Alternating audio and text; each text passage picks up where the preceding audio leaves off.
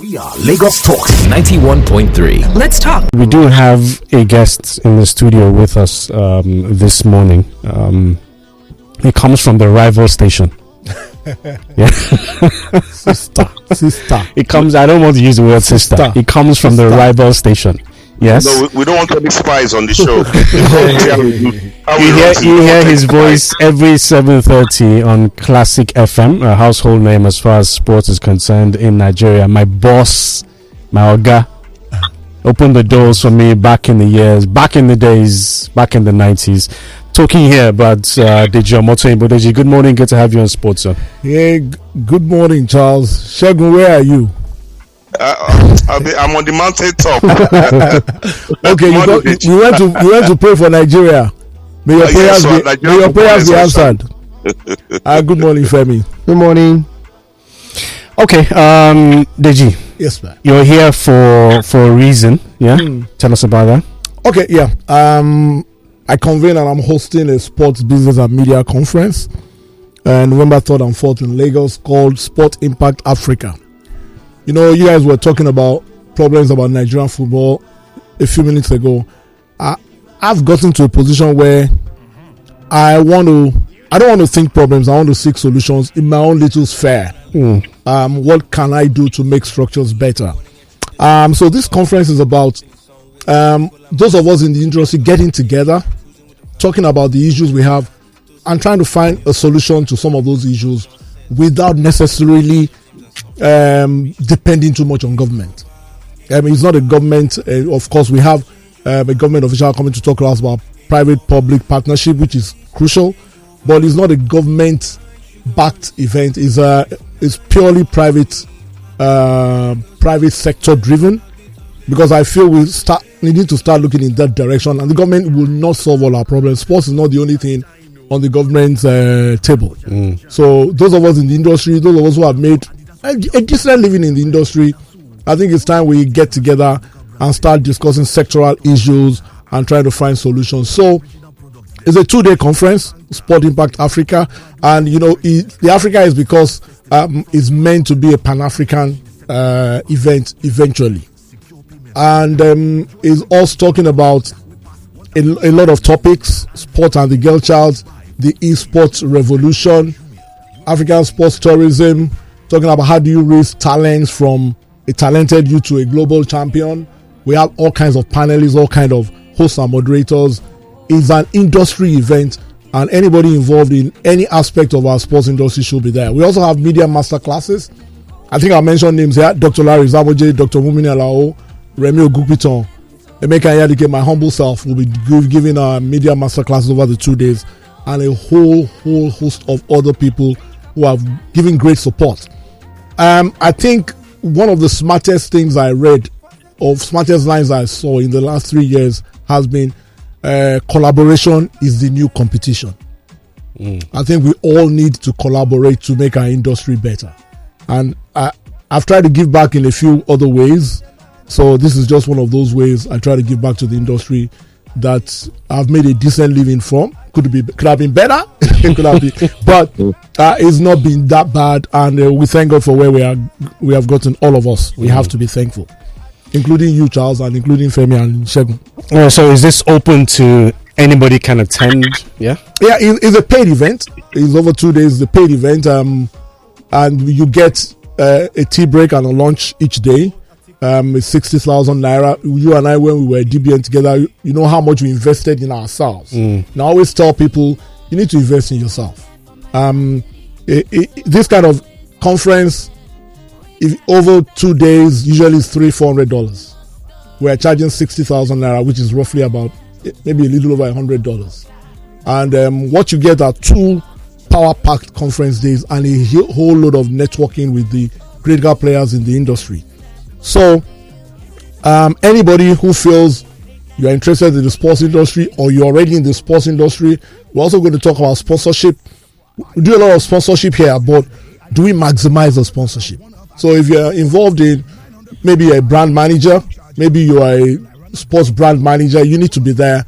We have a strong panel of people who tell you, yes, we do sponsorship.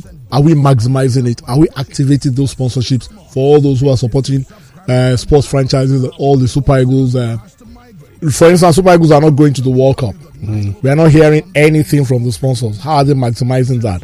Or are they leaking their own? Should you actually run your sponsorship around one particular team? And does it matter if that team is doing well or not? If you do proper relationship sponsorship, so to speak, it wouldn't matter whether the Super Eagles are doing well or not. It's a brand that you continue to grow with, good or bad, because there's no football team in the world that will not have their ups and downs. Italy are not going to the World Cup back to back, but I don't think it affects their national team sponsorship in any way. So we just have to think through these things.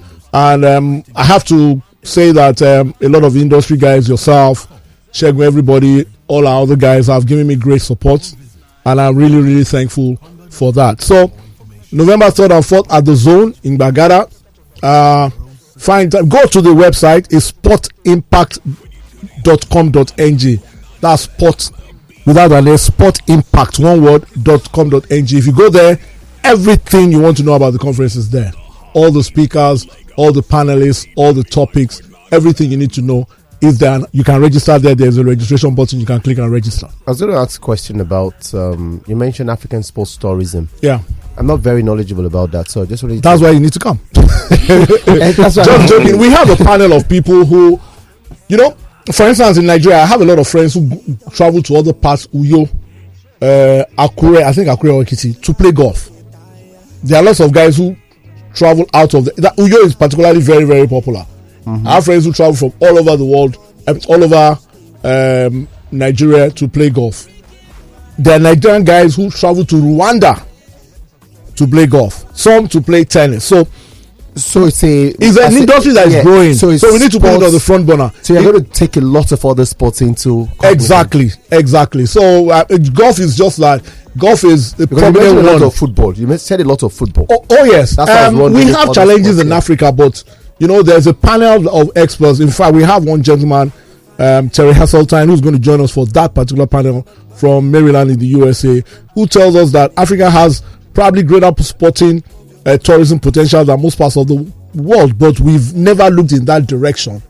And we know we have challenges in Africa, travel and all of that, but people are getting around this, and it's a growing industry in the sports business, especially like I know about golf in Nigeria. I know a lot of guys who are there. I know some set of guys who are saying they want to get to all the big golf clubs in Nigeria to play, and it's some kind of tourism as well. So come there, Femi. To be honest, Femi and Charles and some industry guys are my guests, so you don't have to pay, but I wouldn't mind if you pay for one or two people to support the initiative. You didn't mention my name. I mentioned you. I said Shegun. Must they mention your name? I said Shegun. Must they mention your name? Shegun, myself, I go way back from Charles to like 94, 95, but I do go further back with you. We were in University of Ibadan together. So exactly. We're talking about the 80s as well. So you're there. You're one of my guests. Do you have any dirt on him in the university? Any expose we need to know? It's mutual. we both have on each other. So let me leave it like that. All right, thank you so much, Deji. We're looking forward to that date. 3rd and 4th? 3rd and 4th of November. Yeah. Okay. All right. Thanks you know what, Charles? I beg 2 quick questions to Deji. One, what days of the week are the 3rd and the 4th? It's a Thursday and a Friday. Thursday and Friday. And then secondly, what's your take? You alluded to it that you're looking for solutions, but what's your take on the new NFF board? Well, for me, I'm glad the elections are over, because I didn't really like all the shenanigans, all the court cases and all of that. I always wonder why every 4 years we tend to have these issues around the election. It's just to come and serve, and I really don't understand all the hula baloo about people going to great lengths to stop an election. Are we sure the elections are over? Well, as I'm a journalist. For what I have right now, we have an elected board in place, so I'll take that. If there's another development, we'll wait and see. But I do know where you're coming from and what you mean. So Shegun, for me, let's assume the board is in, and 2 things. I think you mentioned one of them. 2 things I want this board to take a look at critically. the Nigerian league, you need to revamp and improve and develop it. We need to do that as best as we can, and also we must have our developmental process from the age grade competitions to the national team. If you take care of those two, I think you will have a natural pool of upcoming players that will take care of national teams, and we don't have to. There's nothing wrong in going abroad, going anywhere. They are Nigerians, they have a right to play. But when that becomes your default setting, when it becomes a case of you're scouring the globe looking for players come and represent Nigeria, then it means there's a problem at home, and you need to fix that problem. We need to revamp that league, and we need to improve the developmental structures of our football. Those are the two areas. I think if they focus on these two areas, every other thing will fall in place. Having spoken to him after the elections, all of this are in his plans. I'm glad to hear that. If they're able to carry out these plans is another matter entirely. But he's aware of all of these things, and he did say that they will hit the ground running, and with the support of everybody who has an idea of how to revamp Nigerian football and take us to that next level, he's willing to welcome. Maybe what I'll do, I'll send him an invite to this event, because we have a panel that is Godwin Akina is going to host that. A panel of Enefiok, who was of Olympic medalist, Olumide Deji, who captained Nigerian basketball team, and Chief Shegun Odegbami, who captained Super Eagles. They are going to tell us, how do you move from a talented youngster to a global or continental champion? What's that process like? So maybe we'll send him an invite if he has the time. He comes there, and let's go, because these are people that went through that process. What were the mistakes they encountered? What were the pitfalls? How are they able to overcome it and make a success of their careers? And critically, two of them are also bringing up youngsters now. Olumide has an academy that he does. NFYOK has an academy that he has, and he had a secondary school competition earlier in the year. I was part of it. So we talk to people. Does Big Sheikh in Wasimi. Sorry, and Big Sheikh has a school for talent in Wasimi. He has his college. So we want to talk to people who have done certain things in the industry, despite the challenges we have in the country, and they've made a success of it. So we'll send him an invite. If he finds the time, let him come and let him add value. I'm sure he will add value to the event, and hopefully we'll all benefit from each other. We are Lagos Talks 91.3. Let's talk.